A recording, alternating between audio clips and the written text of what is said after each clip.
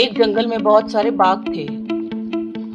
उन बाघों से बचने के लिए वहां के लोगों को पेड़ों पर जल्दी से चढ़ने और उतरने की ट्रेनिंग लेनी पड़ती थी। ट्रेनिंग गांव के एक बहुत अनुभवी व्यक्ति देते थे। उनकी कला अद्भुत थी और इसलिए उस गांव में और आसपास के सभी गांवों में उनका नाम था। सभी गांव वाले उन्हें सम्मान पूर्वक बाबा कहते थे। उनके पास लड़कों की भीड़ लगी रहती थी। एक बार ट्रेनिंग के आखिरी दिन बाबा बोले, आज ट्रेनिंग का आखिरी दिन है।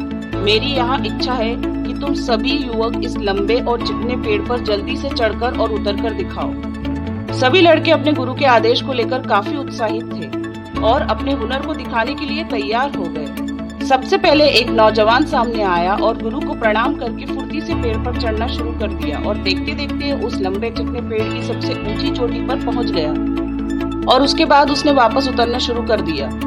और जब वो पेड़ की ऊंचाई की आधी ऊंचाई तक सफलतापूर्वक उतर आया था, तभी उसके कानों में बाबा की कड़क आवाज पड़ी, होशियार, सावधान, जरा ध्यान से, आराम से नीचे उतरो, जल्दबाजी बिल्कुल नहीं, कोई परेशानी नहीं है पर सावधानी बरतते हुए नीचे उतरो।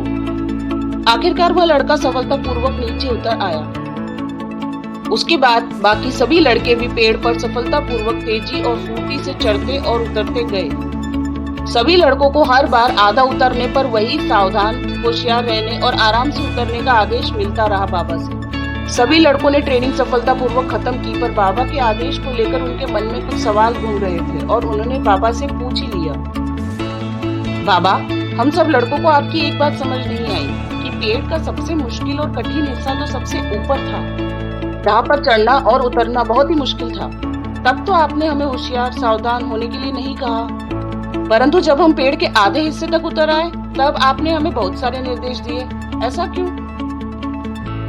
बाबा गंभीर होते हुए बोले, बेटे, यह तो तुम सब बहुत अच्छी तरह जानते थे कि पेड़ का सबसे कठिन हिस्सा ऊपर वाला था, इसलिए तुम सब अपने आप बिना किसी निर्देश के वहां पर सतर्क थे और पूरी सावधानी बरत रहे थे। लेकिन जब आप पेड़ के निचले स्तर पर पहुंचे तो आप सभी सोचने लगे कि अब यह बहुत आसान है और सरल है। अति आत्मविश्वास और जोश में गलतियां करने की संभावना बहुत अधिक थी और आप अपने लक्ष्य में असफल हो सकते थे। यही कारण है कि मैंने तुम सभी को पेड़ की आधी ऊंचाई उतर आने के बाद ही होशियार और सावधान किया, जिससे कि तुम लक्ष्य के निकट आकर कोई गलती ना कर दो।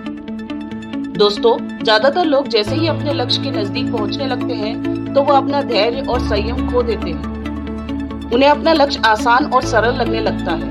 मंजिल के एकदम पास पहुंचकर गलती कर बैठते हैं, इसलिए वो अपने लक्ष्य या गोल को प्राप्त करने से वंचित रह जाते हैं। इसलिए दोस्तों, जिंदगी में सफल होने के लिए लक्ष्य बनाना जरूरी है और उससे भी ज्यादा जरूरी है कि जब हम अपने लक्ष्य को हासिल करने के बिल्कुल करीब पहुंच जाएं, तो ज्यादा सावधानी और धैर्य के साथ अपने कदम बढ़ाएं। मंजिल के आखिरी पड़ाव पर भी पहुंचकर किसी भी तरह की लापरवाही मत बरतिए और अपने लक्ष्य और गोल को प्राप्त करके ही दम लीजिए।